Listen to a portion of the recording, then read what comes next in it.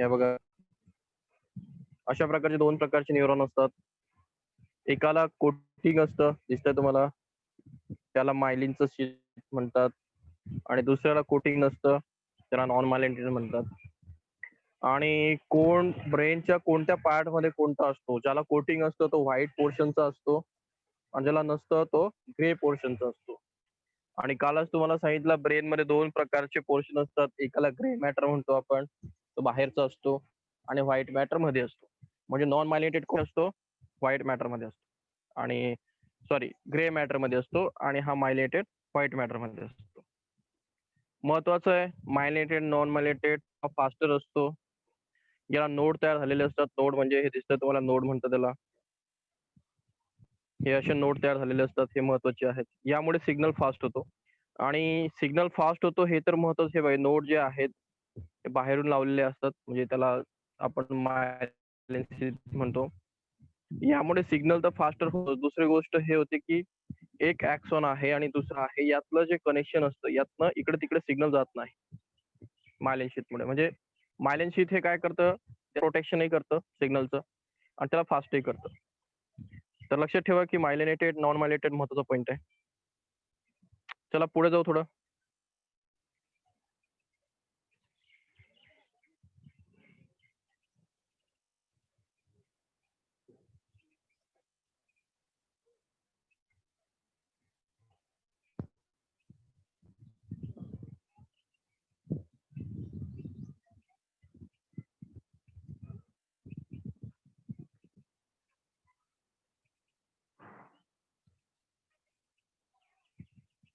इथे आलो होतो आपण.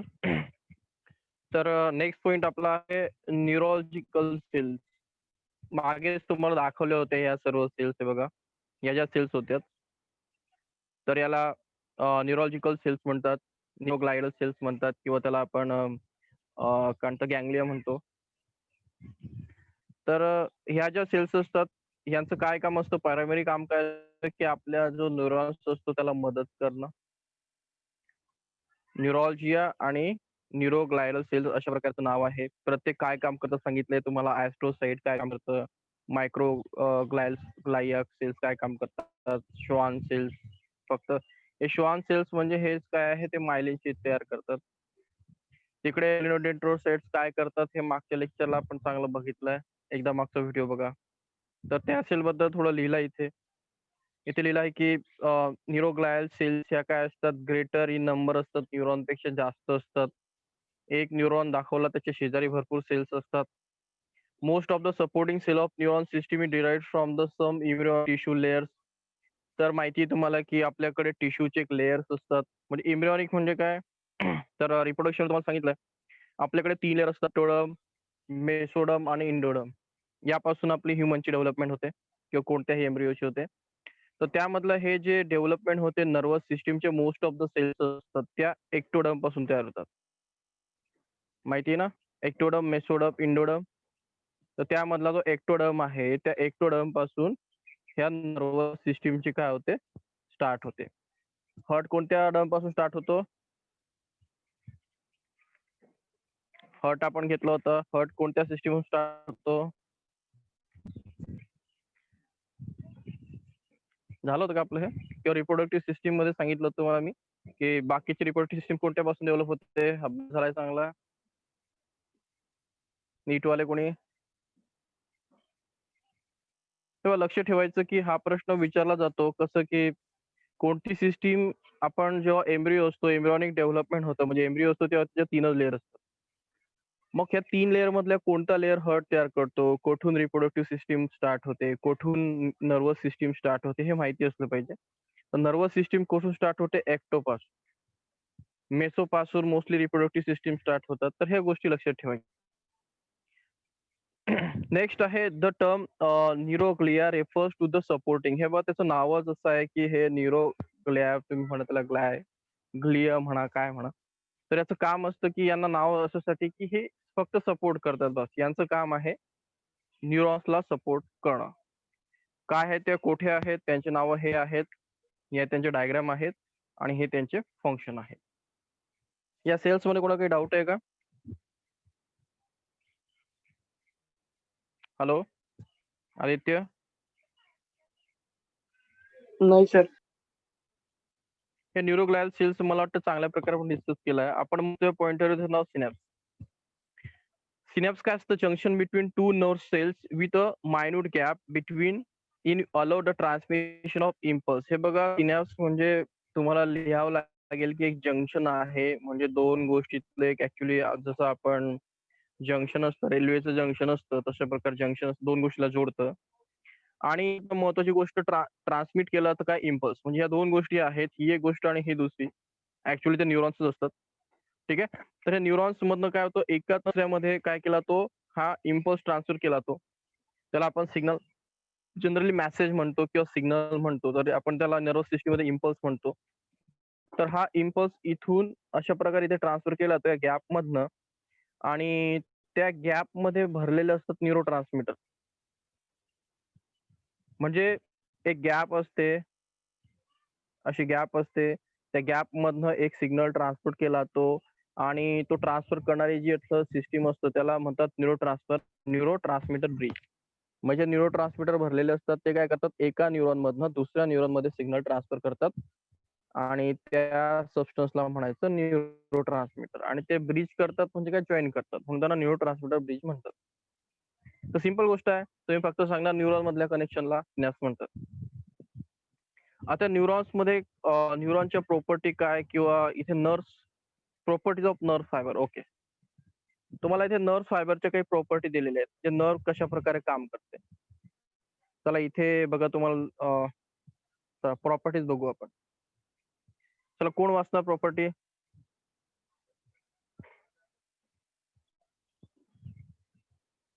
Hello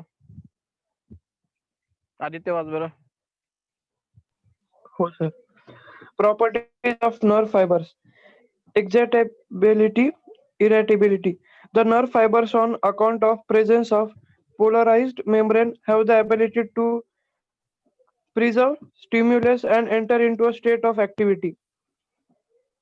Conductivity: it is the ability to transmit. आता हे बघा, थांबायचं. आता एक्साइटेबिलिटी म्हणजे काय, तर आपण एक्साइटेबिलिटी म्हणजे काय, तर एक्साइटेबिलिटी म्हणजे एक्साइट होणं. तर नर्व फायबर काय करतात, नर्व फायबर समजलं ना, मी जेव्हा नर्व म्हणणार तेव्हा तुम्ही लक्षात घ्यायचं की बंडल ऑफ न्यूरॉन्स. जे मी असं बंडल काढून दाखवलं तुम्हाला, अशा प्रकारचे ऍक्सन दाखवले होते, हे बंडल होतं, याला आपण नर्व म्हणतो. नर्व हे बंडल असतं. आता बंडलच्या आपण प्रॉपर्टी बघतो की ते कसं असतं, म्हणजे जसं घरात वायरिंग असतं, एक मोठी केबल असते, छोट्या छोट्या वायर्स असतात, तिचं आपण ती कशी असते ती बघतोय. तर एक्साइटेबिलिटी म्हणजे ते कशा प्रकारे एक्साइट होते किंवा काम करते, ते पोलराइज मेम्ब्रेन, तिचं मेम्ब्रेन पोलराइज असतं. म्हणजे ती जी नर्वस न्यूरॉन्स असते त्याच्यामध्ये तिच्या मेम्ब्रेन मध्ये असं प्लस मायनस होत असतं. तिचा मेम्ब्रेन आहे, आणि तो कधी प्लस मायनस असतो, आणि त्या प्लस मायनसला आपण पोलराइज म्हणतो. म्हणजे एका ठिकाणी बाहेर प्लस आणि मध्ये मायनस, याला पोलराइज म्हणतात. तर नर्व्स जे असतात ते जनरली पोलराइज स्टेट मध्ये असतात, करण्याची, स्टोअर करण्याची आणि कंडक्टिव्हिटी मध्ये ठेवण्याची. कंडक्टिव्हिटी म्हणजे त्यांचा हा जो प्लस मायनस मेम्ब्रेन आहे, हा काय करतो, हे पोलराइज स्टेट मधनं स्टिम्युलसला काय करतो, स्टेट ऑफ ऍक्टिव्हिटी मध्ये आणतो. ऍक्टिव्हिटी मध्ये म्हणजे काय, एक्साइट ठेवतो. म्हणजे इथून हा सिग्नल पुढे नेतो, पुढे नेतो, याला आपण एक्साइटेबिलिटी म्हणतो. म्हणजे बघा, तुम्हाला टच इथे झालं, हा आपला नर्व आहे, तो हातात गेलाय, तर इथे प्लस मायनस असतं, याला आपण पोलराइज स्टेट म्हणतो. तर हा काय करतो, हा सिग्नल कंटिन्यू एक्साइटेड स्टेट मध्ये घेऊन जातो, त्याला आपण त्याची एक्साइटेबिलिटी म्हणतो. असं काही एवढं महत्वाचं नाही, जस्ट थोड्याशा इन्फॉर्मेशन दिलाय. नेक्स्ट पॉइंट आहे पुढचा, कंडक्टिव्हिटी.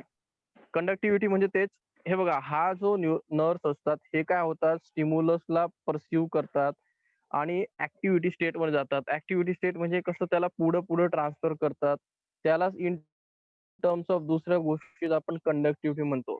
एक्साइटेबिलिटी आणि कंडक्टिव्हिटी मध्ये असं काही मोठा जास्त डिफरन्स नाही आहे. कोणती गोष्ट एक्साइट होणं म्हणजे त्यातनं सिग्नल कंडक्ट करायला स्टार्ट करणं, आणि कंडक्शन करणं म्हणजे बघा, एक्साइट होणं म्हणजे इथे गोष्ट एक्साइट झाल्यानंतर त्यातला सिग्नल ट्रान्सपोर्ट केला जातोय. तर एक्साइट होणं, त्या सिग्नलला परसिव्ह करणं, आणि त्याला मग पुढे कंडक्ट करत जाणं, अशा दोघही गोष्टी हे करतं. म्हणजे घेणं, हे बघा, हा आय आहे आपला, या आयच्या रेटिनाकडनं सिग्नल घेणं, याला आपण त्याची एक्साइटेबिलिटी म्हणतो. एक्साइट होणं आणि त्याला मग कंडक्ट करणं, कंटिन्यू पुढे घेऊन जाणं, हे असे दोन पॉइंट आहेत. कळाला? परसिव्ह घेऊन ऍक्टिव्ह स्टेट मध्ये जाणं आणि पुढे त्याला घेऊन जाणं, त्याला कंडक्टिव्हिटी म्हणतात. असे 2 पॉइंट पुढं. Stimulus. It is it is any detectable physical, chemical, वाचून घेईन तेवढं संपून घे. oh, sir. Subliminal weak stimulus will have so effect while ते काय sir? Supralamal. Superlamal strong stimulus will produce the same degree of impulse as the threshold stimulus. हे बघा, आपल्याकडे स्टिम्युलस म्हणजे काय तर लक्षात ठेवा. स्टिम्युलसचा मिनिंग बायोलॉजी मध्ये असतो की काहीही बाहेरची गोष्ट जर आपल्या बॉडीवरती अफेक्ट करत असेल तर आपण स्टिम्युलस म्हणतो. म्हणजे लाईट लागल्यानंतर तुमचे डोळे बंद होणं, तर लाईट हा स्टिम्युलस आहे. किंवा टेम्परेचर वाढल्यानंतर तुम्हाला घाम येणं, म्हणजे हा टेम्परेचर हा स्टिम्युलस आहे. म्हणजे त्याच्यामुळे तुमच्या बॉडीत काहीतरी होत आहे, रिॲक्शन येत आहे. तर ज्या गोष्टीला बॉडी आपली रिॲक्शन देते त्यालाच आपण स्टिम्युलस म्हणतो. स्टिम्युलस म्हणजे काय, आपली बॉडी बाहेरच्या गोष्टीमुळे जर काहीतरी ऍक्शन द्यायला लागते त्याला आपण स्टिम्युलस म्हणतो. मग आता हे जे स्टिम्युलस आहे, हे स्टिम्युलस कुठे डिटेक्ट, कोणकोणते स्टिम्युलस असतात, तर भरपूर गोष्टी स्टिम्युलस असतात. फिजिकल म्हणजे तुम्हाला काही टच शकतो, किंवा केमिकल्स म्हणजे तुम्हाला काही स्मेल येऊ शकतो, इलेक्ट्रिकल चेंजेस तुमच्या सिस्टीम मध्ये काही होऊ शकतात. तर हे बाहेरच्या एक्सटर्नल आणि इंटरनल इन्व्हायरमेंट मध्ये काही होऊ शकतं. म्हणजे तुमच्या एक्सटर्नल इन्व्हायरमेंट म्हणजे कसं, तुमच्या बॉडीच्या बाहेरची सिस्टीम किंवा मधली सिस्टीम याच्यामध्ये काहीतरी स्टिम्युलस जनरेट होऊ शकतो, ज्याच्यामुळे की तुमच्या बॉडीला काहीतरी ऍक्शन घ्यावी लागते. तर स्टिम्युलस हा एक्सटर्नली असू शकतो किंवा इंटरनल इन्व्हायरमेंट. तुमचं इंटरनल इन्व्हायरमेंट म्हणजे तुमचे सिस्टीम जे वर्क करते, तुमची रेस्पिरेटरी सिस्टीम वर्क करते, तुमच्या बाकीच्या वर्क करते, त्याच्यात जर स्टिम्युलस जर जनरेट झाला तर त्याच्यामध्ये काहीतरी तुम्हाला, म्हणजे काहीतरी तुमच्या बॉडीला फील झालं तर त्याला बॉडी रिॲक्शन देते. तर एक एक्झाम्पल, जर तुम्ही आता काहीतरी चुकीचे पदार्थ खाल्ला तर तुमचं इंटरनल इन्व्हायरमेंट काय म्हणतं, डायजेस्ट सिस्टीम की चुकीची गोष्ट आहे, बाहेर काढावं लागते. मग तुमची बॉडी काय करते, याला लगेच रिॲक्शन देणार. कसं करणार, तुम्हाला वॉमिटिंग वगैरे होणार. एक्सटर्नल गोष्ट कशा आहेत की जनरली बाहेरच्या गोष्टी, म्हणजे तुम्हाला टेम्परेचर नंतर तुम्हाला स्वेट येणार, ह्या एक्सटर्नल गोष्टी आहेत. तर तुमची बॉडी स्टिम्युलसला रिस्पॉन्स असते. ओके. मग आता हे रिस्पॉन्स देतात, आपण स्टिम्युलस स्टडी करतो. एक तर थ्रेशोल्ड स्टिम्युलस. थ्रेशोल्ड म्हणजे काय, की जेवढी मिनिमम इंटेन्सिटी लागते आपल्या बॉडीला काहीतरी काम करण्यासाठी, म्हणजे मिनिमम एवढी इंटेन्सिटी असली पाहिजे स्टिम्युलसची, तेव्हा आपल्या बॉडी काय करते, चांगल्या प्रकारे इफेक्टिव्हली काय करते, वर्क करते. तर त्या मिनिमम इंटेन्सिटीला आपण थ्रेशोल्ड स्टिम्युलस म्हणतो. हे बघा, फिजिक्स मध्ये किंवा सायन्स मध्ये थ्रेशोल्ड हा शब्द केव्हा वापरला जातो, जेव्हा एक हाय पीक तयार होतो. हे बघा, आता एक लाईट आहे, हा असा पडतोय आणि तो जेव्हा असं एक पीकला जातो तेव्हा याला त्याची थ्रेशोल्ड व्हॅल्यू म्हणतात, एकदम एक्स्ट्रा जास्त व्हॅल्यू म्हणतात. आतापर्यंत गेलाय का शब्द कधी थ्रेशोल्ड? थ्रेशोल्ड थ्रेशोल्ड नाही सर. हे बघा, अर्थ असतो की जसं फ्रिक्वेन्सी असते, थ्रेशोल्ड म्हणजे एक गोष्ट आहे. हे बघा, आता एक लाईट पडतोय, तुम्ही असं एक सर्किट डिझाईन केलाय की इथे 10 kg ठेवल्यावरतीच इथे काहीतरी झालं पाहिजे. म्हणजे ऑटोमेशन मध्ये असं करतात की 10 kgचं वेट झाल्यानंतर पुढची ऍक्टिव्हिटी होणार. मग काय होतं की तिथे 5 kg जर ऑब्जेक्ट ठेवला तर काय होतं की हे 10 kg मॅच नाही करत, त्याच्यामुळे पुढची ऍक्टिव्हिटी होत नाही. तर थ्रेशोल्ड म्हणजे काय, की थ्रेशोल्ड म्हणजे मिनिमम 10 kgच्या वरती ते वजन ठेवल्याशिवाय पुढची ऍक्टिव्हिटी होणार नाही. म्हणजे तो एक काटा आहे, त्या काट्यावरती 10 kgचं जेव्हा वजन तुम्ही ठेवणार तरच तो रिडिंग दाखवणार. 5 kg तो हलणारच नाही. याला थ्रेशोल्ड व्हॅल्यू म्हणतात. थ्रेशोल्ड म्हणजे त्याचे मिनिमम तेवढं असल्याशिवाय त्याच्या पुढे काही नाही, त्याला त्याची थ्रेशोल्ड व्हॅल्यू म्हणतात. मग मिनिमम इंटेन्सिटी जी आहे ती 10 kg, जर त्याच्या काट्यावर, हा काटा आहे त्याच्यावरती 10 kg जर तुम्ही ठेवलं, त्याच्या पुढे तो रिडिंग दाखवणार. 9 kg ला तो म्हणणार की मला काही फील होत नाहीये. तर त्याला त्याची थ्रेशोल्ड व्हॅल्यू म्हणतात. ठीक आहे. तर मिनिमम इंटेन्सिटी म्हणजे काय, तर थ्रेशोल्ड व्हॅल्यू, इथून आपली सिस्टीम चांगली काम करायला लागते. ठीक आहे. आणि कोणाला, स्टिम्युलसला. म्हणजे एक्झाम्पल, आता एक वीक स्टिम्युलस दिसतोय तिथे, वीक आणि एक स्ट्रॉंग स्टिम्युलस तुम्हाला दिलं, त्याला आपण सायंटिफिक भाषेमध्ये सबलायमल मिनिमल आणि सुप्रा मिनिमल असं आपण म्हणू. सुप्रा मिनिमल आणि सबलिमिनल प्रोनाउन्सिएशन करून घ्या बरोबर. तर हा स्ट्रॉंग आणि वीक जो असतो, तर याच्यामध्ये काय होतं की हा जो वीक स्टिम्युलस आहे will have no effect. Will have no effect म्हणजे काय, तर आपली बॉडी असे छोटे छोटे जे स्टिम्युलस असतात त्यांना तेवढं रिॲक्शन नाही देत. म्हणजे एक छोटासा स्टिम्युलस आहे. म्हणजे जसं मी सांगितलं तुम्हाला, की एक मशीन असं बनवलं आहे आपण, की ते 10 केजीच्या वरती डिटेक्ट करतं, 10च्या खाली तर काही डिटेक्ट करत नाही. मग आपल्या बॉडीचंही असंच आहे, की स्टिम्युलस जर वीक असेल, तर त्याचा नो इफेक्ट हे नर्व्हस कन्सिडर करून घेतात. म्हणजे छोट्या स्टिम्युलसला बायपास करतात. आणि सुप्रा म्हणजे काय, stimulus will produce some same degree of impulse as the threshold stimulus. आणि स्ट्रॉंग जो स्टिम्युलस असतो, ठीक आहे, तर तो स्ट्रॉंग स्टिम्युलस असेल तर आपली बॉडी त्याला काय करते, चांगल्या प्रकारे काय करते, रिस्पॉन्स देते. नाही कळत आहे?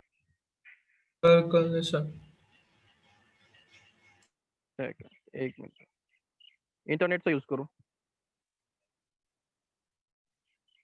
थोडस फिजिक्स आलाय तिथे, म्हणून तुम्हाला जरा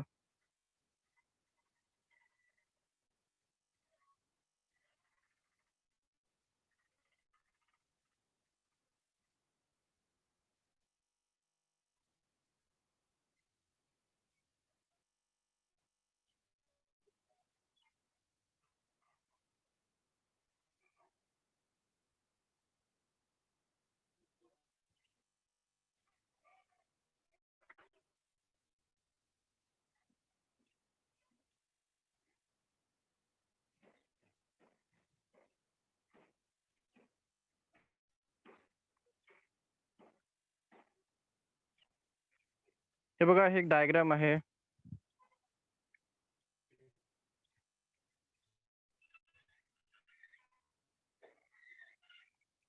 हे सुप्रालिमल आणि व्हर्सेस सबलिमल अशा प्रकारचं एक डायग्राम आहे. तर तिथे बघा, the subliminal stimuli can not be pursue with us being aware even if you look for them. In contrast, supraminimal stimuli can be pursued by the cautious mind. हे बघा, इथे एक लाईन दिली आहे तुम्हाला, एक्स ऍक्सिस वाय ऍक्सिस. वरती cautious mind आहे आणि खाली सबकॉशियस माइंड. सबकॉशियस माइंड पेक्षा कॉशियस कंडिशन म्हणजे समजणं आणि सबकॉन्शियस म्हणजे नाही समजणं, असं आपण कन्सिडर करतो. मग तुम्हाला काहीतरी समजताय, तुम्ही कॉशियस माइंड आहे म्हणजे तुम्हाला समजतंय की काहीतरी टेम्परेचर फील होत आहे किंवा काहीतरी होत आहे बाहेरून, तुम्हाला काहीतरी फील होत आहे, लाईट डोळ्याला दिसतो आहे. म्हणजे तो जो स्टिम्युलस आहे त्याची व्हॅल्यू ही सुपरा असली पाहिजे, म्हणजे एका आपल्या ठरलेल्या गोष्टीपेक्षा वरती असली पाहिजे. आणि त्या ठरलेल्या गोष्टीला काय म्हणतात, थ्रेशोल्ड म्हणतात. म्हणजे एक्झाम्पल, तुमचं टेम्परेचर आहे, तुमच्या बॉडीचं टेम्परेचर मेकॅनिझम आहे. तर तुमच्या बॉडीचं टेम्परेचर मेकॅनिझम असं जर आपण कन्सिडर केलं, की तुम्हाला स्वेट येणार, तो मिनिमम तुम्हाला येणार 38 डिग्री सेल्सिअसला, 39 डिग्री सेल्सिअसला तुम्हाला स्वेट यायला सुरू होणार. असं तुमचं जर मेकॅनिझम आहे बॉडीचं, तर तुमचं ते मेकॅनिझम 36 झालं तरी ऍक्टिव्हेट होणार नाही. 36 डिग्री सेल्सिअस हे आपल्या बॉडीचं टेम्परेचर असतं नॉर्मल. त्याच्यावरती 37 झालं तरी तुमची बॉडी तेवढी रिस्पॉन्स करणार नाही, कारण व्हॅल्यू ठरलेली आहे 39. म्हणजे छोटे छोटे जे फ्लक्च्युएशन, म्हणजे छोटंसं टेम्परेचर फ्लक्च्युएट झालं तर आपली बॉडी एकदम त्याला रिॲक्शन देत नाही. किंवा छोटासा लाईट आला म्हणजे आपल्या एकदम डोळ्यांना हे करत नाही. म्हणजे थ्रेशोल्डचे मिनिमम काय असतं, की एक लेव्हल जाऊ द्यावी लागते स्टिम्युलसची, तेव्हा आपली बॉडी काय करते, त्याला कॉशियसली रीड करते. नाही छोट्या छोट्या गोष्टीला सोडून देते. बॉडीचं म्हणणं काय असतं, टेम्परेचर कमी जास्त होत असतं, बाकीच्या गोष्टी होत, तर त्यांना छोट्या छोट्या गोष्टी बॉडी डिटेक्ट नाही करत. बॉडी कोणत्या डिटेक्ट करते, एक थ्रेशोल्ड गोष्टी, म्हणजे ज्या त्याच्या लेव्हलच्या वरती जायला बसतात त्यांना डिटेक्ट करते. म्हणजे जर तुम्ही जर त्या काट्याचं म्हणलं, तिथे 10 केजीचा काटा बनवून ठेवलेला का, तर त्यांना माहिती आहे की तिथे 5 केजी, 8 केजी, 9 केजी भरपूर असतात आणि ते आपल्याला मेजर नाही करायचं, आपल्याला सोडून द्यायचं. आपल्याला फक्त 10 केजीच्या वरती डील करायचं आहे. तो काटा असा बनवला जातो की तो 10 केजीच्या वरतीच काम करतो. मग इथे तसंच आहे, हा 10 केजीचा आपला काटा पकडा तुम्ही, हे 10 केजी म्हणजे मिनिमम व्हॅल्यू आहे. त्याच्यावरती बॉडी काय करायला लागते, रिॲक्शन द्यायला लागते. आता नर्व्स त्यावर रिॲक्शन देतात. तर नर्व्हची प्रॉपर्टी काय आहे, की ते एका थ्रेशोल्ड व्हॅल्यूच्या वरतीच काय करतात, गोष्टीला चांगल्या प्रकारे काम मध्ये आणतात. पॉईंट करतोय की नाही? पॉईंट क्लिअर होतोय का? नाही होत आहे?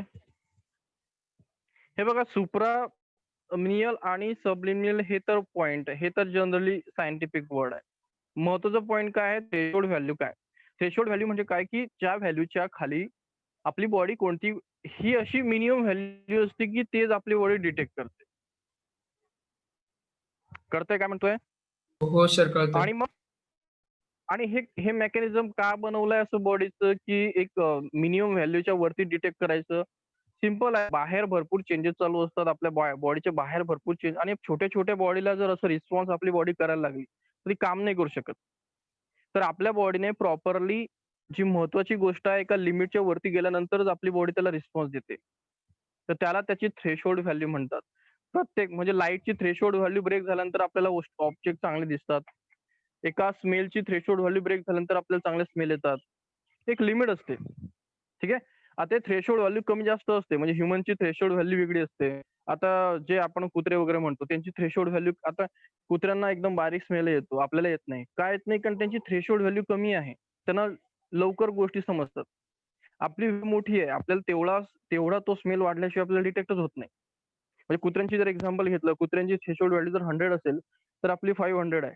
म्हणजे 100च्या वरती त्यांना 101 ही झालं, तर त्यांना तो स्मेल डिटेक्ट होतो. आपल्याला होत नाही. कारण त्यांचं मेकॅनिझम वेगळं आहे. आपलं मेकॅनिझम वेगळं आहे. पॉइंट कळाला? हे कशासाठी आहे, की चेंजेस बाहेर चालू असतात. आपल्या बॉडीने कोणत्या गोष्टीला रिस्पॉन्स करावं, याचं एक लिमिट आहे. त्या लिमिटला आपण म्हणतो थ्रेशोल्ड. कळालं असेल मला वाटतं काय थ्रेशोल्ड. थ्रेशोल्डच्या वरती जर तुम्हाला कोणता स्टिम्युलस डिस्टर्ब करत असेल, तरच तो बॉडी डिटेक्ट करते, नाही त्याला सोडून देते. किंवा बॉडीचं असंही नाहीये, म्हणजे एका तुम्ही म्हणणार थ्रेशोल्डच्या वरती जर बॉडी गोष्ट डिटेक्ट करते आणि जर तो जास्त वेळ तुमच्या बॉडीवर पळत राहिला, तरी बॉडी त्याला काय करून टाकते, कॅन्सल करून टाकते. जसं की स्मेल. स्मेल जर तुम्ही एका खराब स्मेलच्या जागी गेलात, तुम्हाला स्मेल येतो. 10 मिनिटानंतर तुम्हाला स्मेल येणं बंद होतं. तुम्हाला आठवतच नाही, की तुम्ही अशा ठिकाणी आहेत, की तिथे स्मेल आहे. जो नवीन माणूस आहे त्याला स्मेल येतो खराब. असं का होतं? किंवा तुम्ही परफ्यूम मारला तर तुम्हाला 5 मिनिटात परफ्यूमचा वास येत नाही. दुसऱ्यांना येतो. कारण बॉडी डिटेक्ट करून आपली सिस्टम अशी आहे, की ते जास्त झालं तरी त्याला कंटिन्यू नाही करत. त्याला मग तो डिस्टर्ब करायला लागला आपल्याला, त्याला विसरून जातो.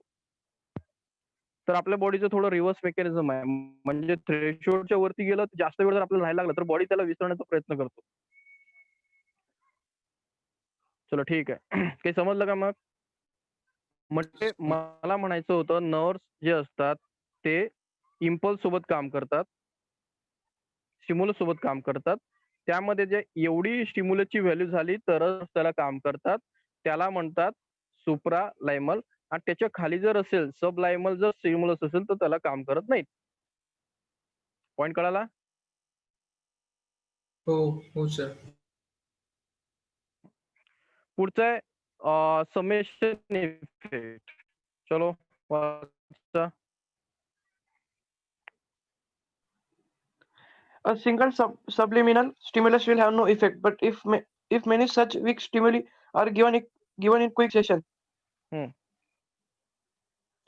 they may produce an impulse due to addition or summation of stimuli. हे बघा आताच सांगितलं मी तुम्हाला, की एक स्मेल आहे. तो स्मेल सबलिमल आहे म्हणजे वीक आहे. तर तुमची बॉडी तो डिटेक्ट करणार नाही. परंतु समेशन इफेक्ट म्हणजे काय, जसं हे बघा तुम्ही फिजिक्स शिकताय. नर्व्हची फिजिकल कॅरेक्टरिस्टिक्स आहे. एक वायर सारखी ती काम करते. जर हे वीक सिग्नल असेल आणि असे 100 वीक सिग्नल एकत्र आले, म्हणजे भरपूर ते स्मेल येतोय, छोटा-छोटा येतोय, पण भरपूर येतोय. क्वांटिटीमध्ये म्हणजे इथून येतोय, तिथून येतोय, तिथून येतोय असं भरपूर येतोय. सिग्नल येतोय पण भरपूर वीक आहे, पण जास्त क्वांटिटीमध्ये येतोय. ठीक आहे. मेनी क्वांटिटीमध्ये येतोय. मग काय होतं, तो मेनी क्वांटिटी मधला हा छोटासा जो सिग्नल असतो, याला आपली बॉडी क्विक सेशन म्हणजे कमी वेळात जर तो फटाफट जर येत असेल, तर बॉडी त्याचं सेशन करतो म्हणजे प्लस करतो आणि त्याला डिटेक्ट करतो. ते बॉडी म्हणते काहीतरी आहे. म्हणजे छोटा सिग्नल आहे पण एवढे सिग्नल येतायत, मग त्याला बॉडी प्लस करून टाकतं. म्हणून त्याला म्हणतात समेशन इफेक्ट. ठीक आहे. म्हणजे त्याचं ऍडिशन करून टाकतं. तुम्हाला छोटंसं काहीतरी टेम्परेचर चेंज झालं तर ते डिटेक्ट होत नाही. पण छोटे-छोटे जर भरपूर टेम्परेचर चेंजेस होत आहेत तुमच्या बॉडीच्या बाहेर, टेम्परेचर कमी जास्त, कमी जास्त, कमी जास्त होत आहे. तर तुमची बॉडी ते काय डिटेक्ट करते, की भरपूर वेळा वाढतंय, तर डिटेक्ट करून टाकते, की टेम्परेचरमध्ये काहीतरी चेंजेस होत आहेत आणि आपल्याला आपलं टेम्परेचर कमी केलं पाहिजे. स्वेट बॉडीने तयार केला पाहिजे. याला समेशन इफेक्ट म्हणतात. म्हणजे आपण छोटा सिग्नल बॉडी सोडत नाही, की चला नाही म्हणे सोडून द्यायचा. 10च्या खालचं मास घ्यायचं नाही असं बॉडी म्हणत नाही. 10च्या खाली जर 5 केजी हे 100 टाइम्स जर बॉडीला दिसतंय, तर बॉडी म्हणणार नाही, याला डिटेक्ट करावं लागेल. याला सर्वांना एकत्र करा. याचा सिग्नल जनरेट करा. याला समेशन इफेक्ट म्हणतात. नेक्स्ट.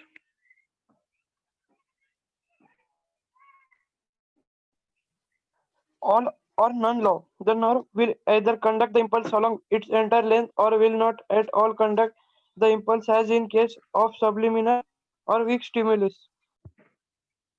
हे बघा, ऑल ऑर नन लॉ म्हणजे काय, नर्व काय करतात, either conduct stimulus along the entire lane, म्हणजे हा नर्व काय करतो, हा एक सिग्नलला घेऊन जातो पूर्ण. समजतं ना, नर्व्स म्हणजे काय समजायचं, हा आपला स्पायनल कॉर्ड आहे, हा तुमचा हात आहे आणि ही वायर आहे, हा सिग्नल घेऊन जातोय, पूर्ण नर्व मधनं सिग्नल चालतो. ओके, त्याला म्हणतो आपण the impulse along the length. Okay, किंवा काय, तर तिथे सिग्नलच नाहीये, म्हणजे वीक सिग्नल आहे. वीक सिग्नल म्हणजे काय, वीक सबलायमल सिग्नल आहे, तर तेव्हा तो करत नाही. म्हणजे ऑल ऑर नन म्हणजे काय, पूर्ण नर्व सिस्टीम इम्पल्सला काम करते किंवा सबलिमलला बिलकुल काम करते. याला ऑल अँड नन लॉ म्हणतात. नाही कळालं? कळालं सर, कळालं. कसं आहे की सिग्नल आहे स्ट्रॉंग, तर पूर्ण पूर्ण नर्व काम करते. ठीक आहे, आणि तिथे सिग्नल आहे पण तो वीक आहे, तर काही काम करत नाही, पूर्ण नर्व्स मध्ये काही सिग्नल नसतं. याला म्हणतात एक तर सिग्नल आहे किंवा सिग्नल नाहीये. याला म्हणतात ऑल ऑर नन लॉ. कारण आपल्याला माहितीये की जो सिग्नल वीक असतो त्याला म्हणतो सब म्हणतो. सब म्हणजे छोटा, सुप्रा म्हणजे मोठा. सब म्हणजे छोटा सिग्नल असेल तेव्हा हा नर्व काय करत नाही, इम्पल्स कंडक्ट करत नाही, म्हणून त्याला आपण नन म्हणतो. आणि जेव्हा चांगला सिग्नल आहे तेव्हा तो कंडक्ट करतो, त्याला आपण म्हणतो कंडक्शन. तर अशा प्रकारे ऑल ऑर नन लॉ आपण त्याला जनरली म्हणतो. तेवढं इम्पॉर्टंट नाहीये. पुढे Refractory period. It is the time interval about millisecond during which a nerve fails to respond to a second stimulus, however strong it is. हे बघा, रिफ्रॅक्टरी पिरियड म्हणजे काय की मिली सेकंड तुम्हाला दिसते इथे की हा एक टाइम पिरियड असतो, त्याच्यामध्ये नर्व काय करतो, फेल करतो रिस्पॉन्स करणं. त्याला आपण त्याचं काय म्हणतो, रिफ्रॅक्टरी पिरियड म्हणतो. म्हणजे स्टिम्युलस स्ट्रॉंग आहे, ठीक आहे, पण टाइम छोटा आहे आणि त्या छोट्या टाइम मध्ये तो त्याला रिस्पॉन्स नाही करू शकत, म्हणून त्याला आपण त्याचा रिफ्रॅक्टिव्ह पिरियड म्हणतो.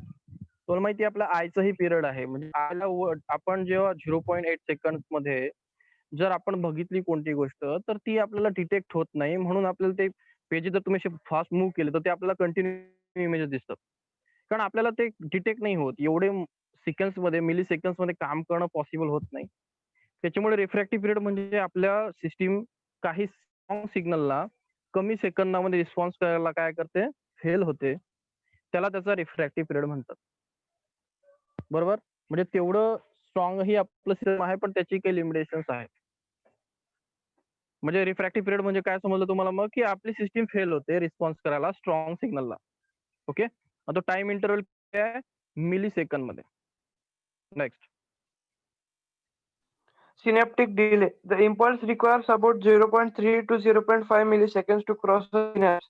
This time is required for release of neurotransmitter from the axon terminal and excitation in the dendron of the next neuron.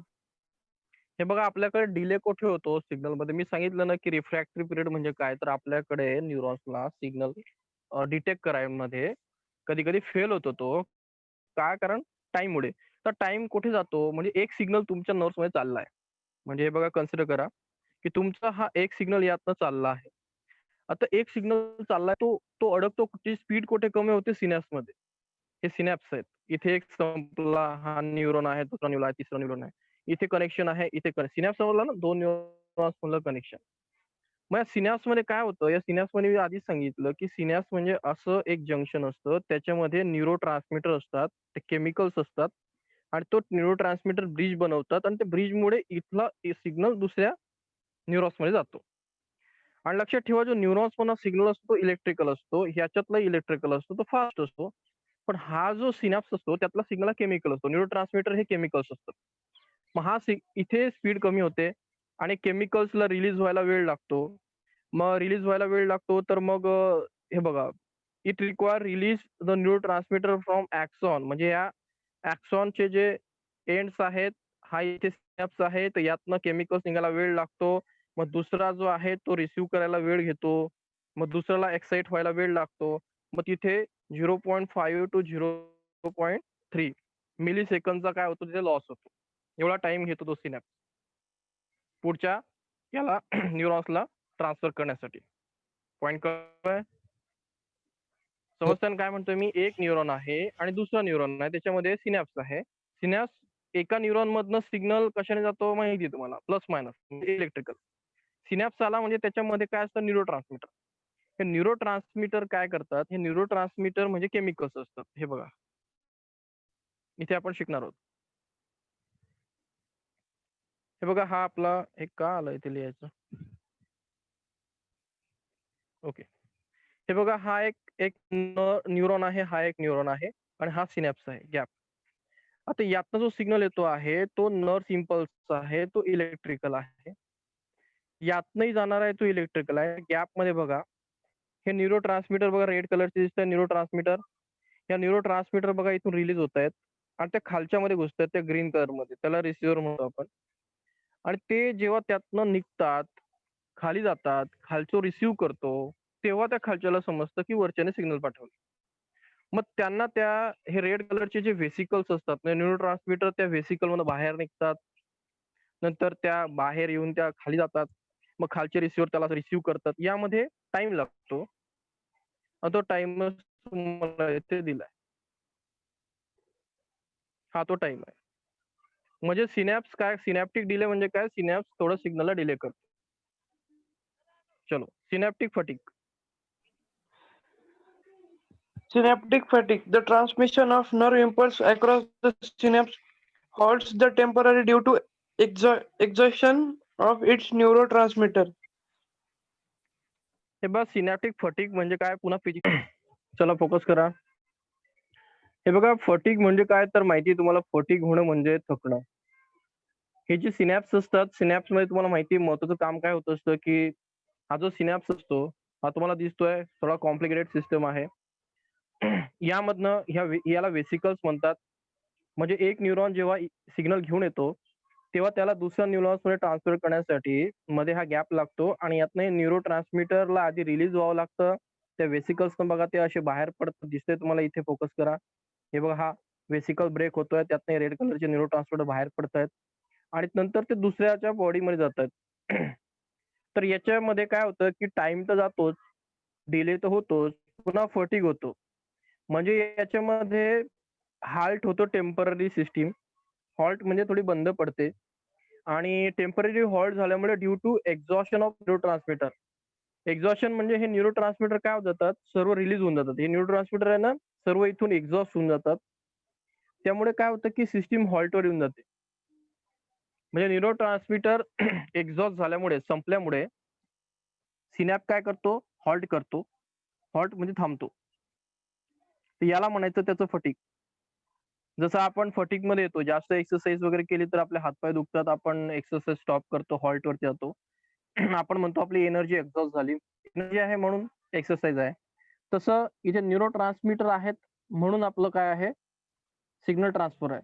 Neuro transmitter जर एक्झॉस्ट होऊन गेले, हे रेड कलरचे जर एक्झॉस्ट होते, ते ट्रान्समिट करायला जायलाच तयार नाहीत, तर मग तिथे फटीग येणार आहे. सिनॅप्स आपलं काम बंद करणार आहे, तो टेम्पररी हॉल्ट करतो. तर या नर्व्स मध्ये सिनॅप्टिक फटीगही येत असतो. ओके, सिनॅप्टिक डिले होत असतो, सिनॅप्टिक फटीग. मला मग इम्पॉर्टंट काम काय आहे की हे जे आपण न्यूरोलॉजी म्हणतो किंवा नर्व सायन्स म्हणतो, याच्यामध्ये आपण कशाला करतो, न्यूरॉन पेक्षा ह्या गोष्टीला आपण जास्त फोकस करतो की सिनॅप्टिक सिस्टीम कशा प्रकारे इफिशियंटली वर्क करणार. म्हणजे सिनॅप्सचा टाइम कसा आहे किंवा सिनॅप्स फटीग कसा होतो, सिग्नल्स का डिले होतात, हा ऍक्च्युली महत्वाचा पॉइंट आहे नर्वस सिस्टीम मध्ये. आणि सर्वात महत्वाचं हेच आहे. नेक्स्ट, समजलं ना. सिनॅप्सने थोडा वेळ काम बंद करणं का, तर त्याचे जे न्यूरो ट्रान्समीटर आहेत ते एक्झॉस्ट झालेले आहेत, ते चांगलं फंक्शनिंग मध्ये आहेत, किंवा त्या एक्झॉशन त्याला पुन्हा रिवाइंड आपल्याला करायचे, न्यू फॉर्म करायचे. म्हणून जो गॅप पडतो त्याला सिनॅप्टिक फटीग म्हणतात. Velocity. Aditya. The rate of transmission of impulse is higher in long and thick nerves.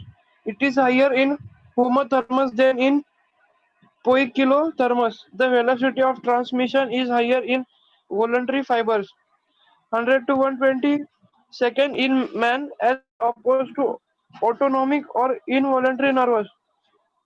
Similarly, it is faster in modulated. Okay, इथपर्यंत बघू. हे बघा, आता तुम्ही महत्त्वाच्या पॉइंटला आलात की आपलं नर्व्स मध्ये काय लिहायचं तुम्हाला. तर तुम्हाला नर्व्स विचारलं, तुम्ही लिहिणार की ट्रान्समिशन इम्पल्स. ज्या ज्या नर्व्स आहेत त्यांचा रेट कुठे जास्त असणार आहे, सिम्पल. ज्या काय असणार आहे, the transmission of impulse is higher in long and thick nerve. ज्या मोठ्या आहेत आणि जाड आहेत त्यांच्यामध्ये नर्व्सचा इम्पल्स फास्ट ट्रान्सफर होतो. थिक वगैरे माहिती आहे तुम्हाला की त्यांच्यामध्ये न्यूरॉन्स काय असतात, जास्त असतात. नेक्स्ट आहे होमिओथर्म आणि पिक्लिओथर्म. माहिती आहे तुम्हाला माधवी काय असतं? म्हणजे सर कोल्ड ब्लडेड आणि वार्म ब्लडेड. हे बघा, होमिओथर्म्स आणि पिक्लिओथर्म्स. आता होमिओथर्म्स हे कोण असतात?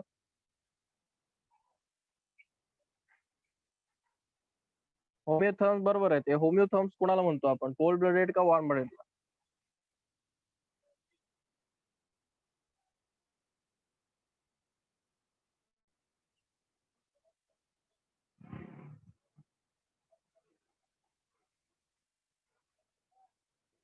तर दाखवून दे तुम्हाला.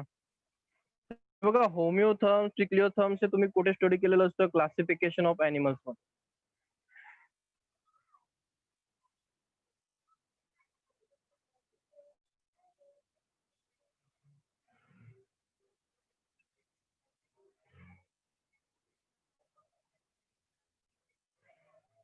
हे बघा, homeotherms the organism that maintain the temperature of body. म्हणजे असे ॲनिमल्स की त्यांची टेम्परेचर बॉडी मेंटेन करण्याची ॲबिलिटी असते. कोण असतं? बोला. Warm blood. हे बघा, होमिओथर्म्स लक्षात ठेवायचं. होमिओथर्म्स हे टेम्परेचर मेंटेन करणाऱ्या सिस्टीम असतात, जसे की ह्युमन्स असतात, त्यांचं टेम्परेचर मेंटेन होतं. पिक्लिओथर्म्स हे असतात की हे थोडेसे मागचे आहेत. जसं क्लासिफिकेशन बघितलं तर पिक्लिओथर्म्स म्हणजे कसं की फ्रॉग्स वगैरे किंवा स्नेक्स वगैरे हे खालचे जे सर्व आहेत यांचे टेम्परेचर काही मेंटेन नसतात. तर आपण त्यांच्यापेक्षा ऍडव्हान्स आहोत. तर होमिओथर्म्स हे ऍडव्हान्स टेम्परेचर मेंटेन करणाऱ्या सिस्टीम्स आहेत. तर ज्यांचं टेम्परेचर चांगल्या प्रकारे मेंटेन होतात त्यांच्यामध्ये जो रेट असतो इम्पल्सचा तो फास्ट असतो. ज्या कोणापेक्षा, बाकीच्यांपेक्षा, जसं पिक्लिओथर्मपेक्षा. म्हणजे cold blooded. Cold blooded animal समजतं ना, ज्यांचं टेम्परेचर त्यांना स्वतः मेंटेन करता येत नाही. वार्म ब्लडेड कोण आहे, कोणते ॲनिमल असतात, ह्युमन आणि कोण असतात, बर्ड असतात, की त्यांना चांगलं त्यांचं टेम्परेचर बाहेरच्या टेम्परेचरवर ऍडजस्ट करता येतं, बाकीच्या खालच्यांना येत नाही. तुम्हाला माहिती आहे की साप वगैरे असतात त्यांचं टेम्परेचर त्यांना हीटसाठी बाहेर यावं लागतं. असं का करतात काही ॲनिमल, बाहेर काय येतात जनावरं वगैरे, स्नेक्स वगैरे, तर त्यांना त्यांचं टेम्परेचर नाही मेंटेन करता येत. त्यांना आपलं जसं टेम्परेचर मेंटेन होतं तसं त्यांचं होत नाही. तर होमिओथर्म, पिक्लिओथर्म कन्सेप्ट काय सांगतो, बॉडी कोणाचं टेम्परेचर मेंटेन करते, होमिओथर्मची. पिक्लिओथर्मची करत नाही. रेट कोणामध्ये जास्त असतो, होमिओथर्ममध्ये. म्हणजे जसं आपली बॉडी, आपलं टेम्परेचर बाहेर 40 डिग्री झालं तरी आपलं 36 असतं, बाहेर 20 डिग्री सेल्सिअस झालं आपलं 36 असतं. आणि पिक्लिओथर्मचं कसं असतं, बाहेर 20 डिग्री सेल्सिअस त्यांच्या बॉडीचं टेम्परेचर 20 डिग्री सेल्सिअस, बाहेर 40 झालं त्यांच्या बॉडीचं टेम्परेचर 40. ह्युमनचं चुकीचं आहे. ह्युमनचं जर कोणी ह्युमन आहे, बाहेरचं 20 झालं आणि त्याचं स्वतःचं 20 झालं तर तो मग प्रॉब्लेम आहे. बाहेरचं कितीही असो, आपलं टेम्परेचर किती पाहिजे, 36 डिग्री सेल्सिअस असलं पाहिजे. याला म्हणतो आपण होमिओथर्म. आपलं बॉडी टेम्परेचर कॉन्स्टंट असतं. नेक्स्ट असतं velocity of transmission in higher in voluntary fibres. Voluntary fibres, आता व्हॉलंटरी माहिती आहे तुम्हाला चांगलं. व्हॉलंटरी म्हणजे काय, जे आपलं ऐकतात त्यांना आपण व्हॉलंटरी फायबर म्हणतो. व्हॉलंटरी मध्ये जास्त असतं आणि ऑटो टू द ऑटोनॉमिक और इनव्हॉल्टरनस. हे बघा, आता व्हॉलंटरी फायबर्स असतात. व्हॉलंटरी फायबर्स म्हणजे जे कशाला कनेक्ट करतात, इनव्हॉलंटरी, व्हॉलंटरी आणि इनव्हॉलंटरी. तर कुठे गेलं ते,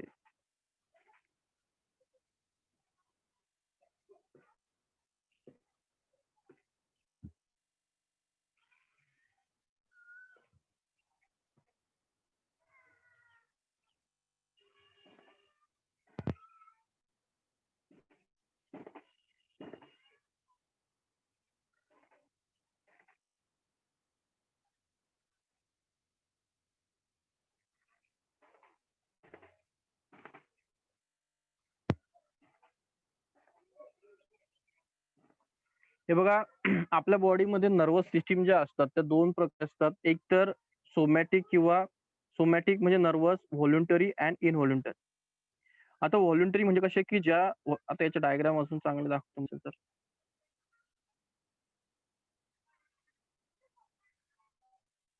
किंवा इथूनच बोलू जाऊ द्या. हे तर माहिती आहे तुम्हाला की मसल्स आपल्या बॉडीमध्ये असतात. ठीक आहे. तर मसल्स हे तुमचं ऐकतात म्हणजे तुम्ही कोणती गोष्ट पकडतात, हातात पकडतात वगैरे तर मसल्स तुमचं ऐकतात. तर यांना जी सिस्टीम असते ती आपली सोमॅटिक असते सिस्टीम. व्हॉलंटरी कंट्रोल असतो. व्हॉलंटरी म्हणजे जसं की आपल्याला जसं पाहिजे तसं ते मसल्स ऐकतात आणि त्या नर्व्स कडनं आपला सिग्नल तशा प्रकारे ते पाठवला जातो. तो व्हॉलंटरी कंट्रोल. आणि एक दुसरी असते की ऑटोमॅटिक सिस्टीम असते. ऑटोमॅटिक म्हणजे त्याला इनव्हॉलंटरी मसल म्हणतात. इनव्हॉलंटरी म्हणजे आपल्या बॉडीत काही ऑर्गन्स असतात. जसं हार्ट वगैरे आहे, जसं की तुमचं डायजेस्टिव्ह सिस्टम आहे. ते तुमचं काही ऐकत नाही. ऑटोमॅटिक सिग्नल जनरेट होतात. ऑटोमॅटिक ब्रेन त्यांना ऑटोमॅटिक कंट्रोल करतो. त्याला इनव्हॉलंटरी म्हणतात. मग आपण डिस्कस करतोय की सिग्नल जो असतो नर्व्हचा तो ऑटोमॅटिक सिस्टीममध्ये फास्ट जातो का तो व्हॉलंटरी मध्ये जातो. व्हॉलंटरी नर्व्हस सिस्टीम म्हणजे काय जी मसल्सला कनेक्टेड आहे म्हणजे हातपायाला कनेक्टेड आहे. आणि इनव्हॉलंटरी नर्व्हस सिस्टीम म्हणजे काय की जी तुमच्या पोट वगैरे किंवा हार्ट यांना कनेक्टेड आहे. तर आपला जो फास्ट सिग्नल जातो तो व्हॉलंटरीला जातो. पॉईंट कळला? व्हॉलंटरी इनव्हॉलंटरी काय म्हणतोय मी? पॉईंट करतोय? हो. व्हॉलंटरी म्हणजे कोणती जी तुमच्या हातापायांना तुम्ही जे फिरतात वगैरे जे गोष्टी करतात हातपाय हलवणं वगैरे याला व्हॉलंटरी मसल्स म्हणतात. ते तुमचे हातपाय हलवतात त्यांना कनेक्ट असणारी तुमची व्हॉलंटरी नर्व्हस सिस्टीम. आणि इनव्हॉलंटरी नर्व्हस सिस्टीम म्हणजे काय ऑटोमॅटिक असते. ही तुमच्या बॉडी, हार्ट वगैरे या मधल्या गोष्टी चालवते. त्याला इनव्हॉलंटरी सिस्टीम म्हणतात. तिच्या मधला रेट हे बघा 10 to 20 एम पर सेकंद आणि हा इकडे एम पर सेकंद आहे. म्हणजे बघा तुम्ही किती सेकंड्स मध्ये डिफरन्स आहे. ठीक आहे. आता एम स्टँड फॉर माहिती तुम्हाला. एम म्हणजे मीटर पर सेकंड असतं ते. तर लक्षात ठेवायला. पुढं next. Similarly, faster in modulated and nerves as impulse has jumps from one node to another. मागे सांगितलं तुम्हाला की आपल्याकडे दोन प्रकारच्या हे बघा व्हॉलंटरी इनव्हॉलंटरी जर असतात त्यात मॉड्युलेटेड कालच बघितलं आपण. मॉड्युलेटेड एक असते आणि एक नॉन मॉड्युलेटेड असते. मॉड्युलेटेड म्हणजे ज्याला अशा प्रकारचे काय असतात नोड असतात. हे असे खड्डे असतात. या खड्ड्यांना आपण काय म्हणतो रेनवियर नोड्स म्हणतो. Nodes of Ranvier. आणि रेनवियर नोड्स मध्ये काल तुम्ही व्हिडिओ दाखवला तर मी सिग्नल हा जम्प करत जातो असा. आणि सिग्नल जम्प केल्यामुळे त्यांचा रेट काय असतो फास्टर असतो. ओके. तर मॉड्युलेटेड हे फास्टर असतात. व्हॉलंटरी हे फास्टर असतात. इनव्हॉलंटरी हे स्लो असतात. चलो वाचायचं आधी तेथून. Now, as the impulse has to jump from one node of runway to the झालं ते. next. Yeah, at the synapse पासून वाचू सर मग. हा तिथून. At the synapse where the neurons communicate with one another, the neuron carrying on impulse to the synapse is the presynaptic neuron. The neuron receiving input at the synapse is the postsynaptic neuron or generator region, gland or muscle. A synaptic cliff or a small intercellular space lies in between two cells having a width about 20 to 30 nm between them. The process by which थांबायचं. आता neurons कुठे गेलं. Neurons carrying an impulse to the synapse is called presynaptic neuron. हे बघा आता हा एक neuron आहे आणि हा एक न्यूरॉन आहे. हा न्यूरॉन हा जो आहे हा सिग्नल घेऊन आला आहे आणि हे आपलं सिनॅप्स आहे. तर या सिनॅप्सला घेऊन याला प्रीसिनॅप्टिक न्यूरॉन म्हणतात. आणि हा जो पुढे घेऊन जातो याला पोस्ट म्हणतात. प्री म्हणजे आणणारा आधीचा. ह्या सिनॅप्सच्या आधीच्याला प्री सिनॅप्टिक न्यूरॉन म्हणतात आणि याच्या नंतरच्या याला पोस्ट सिनॅप्टिक न्यूरॉन म्हणतात. सिंपल आहे. सिनॅप्स मध्ये याच्या आधीचा प्री, याच्या नंतरचा पोस्ट. ओके. आता pre synaptic neurons, post synaptic neuron generally कोण असतात तर ते मसल्स आणि ग्लँड असतात. जनरली पोस्ट सिनॅप्टिक म्हणजे कसं की जिथे मसल्स वगैरे असतात तिथेही ऍक्सॉन वगैरे काय झालेले असतात त्या मसल्स किंवा ग्लँडला कनेक्ट झालेले असतात. तर जनरली सिनॅप्टिक मध्ये काय येतात हे ग्लँड किंवा मसल्सही येतात. नेक्स्ट असतं synaptic cleft. Synaptic click is a intercellular space lies between the two cells having width of 20 to 30. तेव्हा सिनॅप्टिक क्लिफ्ट हाच पॉइंट आहे. कुठे गेला आपला डायग्राम?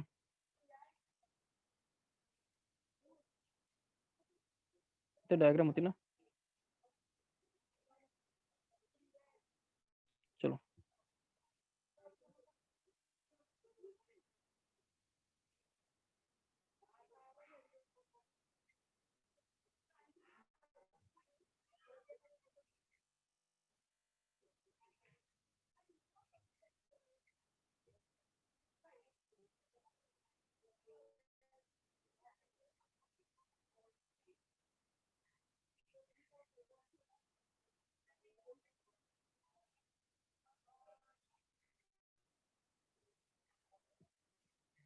बघा अशा वेगवेगळ्या डायग्राम्स तुम्हाला दिलेले आहेत.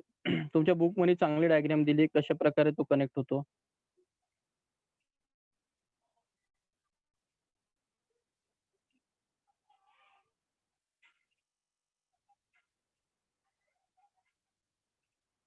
हे बघा हे न्यूरो ट्रान्समीटर दिसतंय तुम्हाला. ते न्यूरो ट्रान्समीटर बघा या सायकल मध्ये चांगल्या प्रकारे दिसत आहेत. हे वेसल असतात. ह्या वेसल मध्ये ते न्यूरो ट्रान्समीटर असतात. ते खाली येतात, सिग्नल घेऊन खाली येतात. पुन्हा ते काय करतात अशा प्रकारे रोटेट होत असतात. आणि जेव्हा ते कमी होतात म्हणजे ते इथे पूर्ण कनेक्टेड होतात इथे आणि एक्झॉस्ट होऊन जातात त्याला आपण सिनॅप्टिक काय म्हणतो हाल्ट म्हणतो. तर यातले काही पदार्थ खाली येतात आणि खालच्याला तो सिग्नल मिळतो त्याला पोस्ट सिनॅप्टिक न्यूरॉन म्हणतात. हा रिसिव्ह करतो हा प्री आहे. हे न्यूरो ट्रान्समीटर आहेत आणि ह्या गोष्टीला आपण ही जी गॅप आहे तिला सिनॅप्टिक क्लिप म्हणतो. जर तुमच्या पुस्तकात ही चांगली डायग्राम दिलीच आहे. ही डायग्राम तीच आहे. थोडी कलरफुल आहे. हे सिनॅप्टिक क्लिप आहे. ठीक आहे. म्हणजे दोन न्यूरॉन्स मधली जागा त्यामध्ये फक्त हे केमिकल्स काय करतात खालीवरती होतात आणि वरचे केमिकल्स खाली आलेत की खालच्याला सिग्नल मिळतो. बस एवढंच याला सिनेमॅटिक क्लिप आपण म्हणतो. तशी साईज दिली आहे 20 to 30 नॅनोमीटर वगैरे ते लक्षात ठेवायचं. The process by which impulse from pre synaptic neuron is conducted to post synaptic neuron synaptic transition. आता सिनॅप्टिक ट्रान्झिशन म्हणजे काय ट्रान्समिशन. तर जेव्हा प्री सिनॅप्टिक न्यूरॉन कडनं पोस्ट सिनॅप्टिक न्यूरॉन कडे जर सिग्नल जसा ट्रान्सफर होतो त्याला सिनॅप्टिक ट्रान्समिशन म्हणतात. सिंपल आहे. आणि हा कशामुळे पाठवला जातो न्यूरो ट्रान्समिशन. याला न्यूरो ट्रान्समिशन म्हणतात. याला न्यूरो ट्रान्समीटर का म्हणतात कारण त्याच्यामध्ये न्यूरो ट्रान्समीटर यूज केले जातात.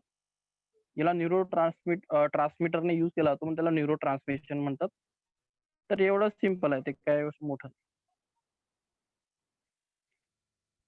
तर किती वाजलेत बाबा 9 वाजलेत. बोर झालं का? नाही सर. बोर वगैरे झालं काय? कीर्तन काय आदित्य? नाही सर. तुम्हाला बोर झालं असेल ना. कसं आहे की दररोज रेग्युलर ऑनलाईन बोर होत नाही का तुम्हाला? हा सर होतं सर होतं ना? ऑनलाईन वर. हो. नाही म्हणजे कसं आहे की यायचं मेसेज टाकला जॉईन करायचं काहीतरी ऐकणं चाललंय फक्त स्क्रीनकडे बघायचं. तेव्हा बोर तर होतच 100% आहे ते काही सांगायचं नाही. पण मग कसं आहे की कनेक्टिव्हिटी महत्वाची आहे आपल्याला आणि समजवण्याचा प्रयत्न मी करतोच असंही आणि ते रेकॉर्डही होतं विशेष म्हणजे. मला माहित नाही आता तुम्ही किती बघतात वगैरे काय करतात.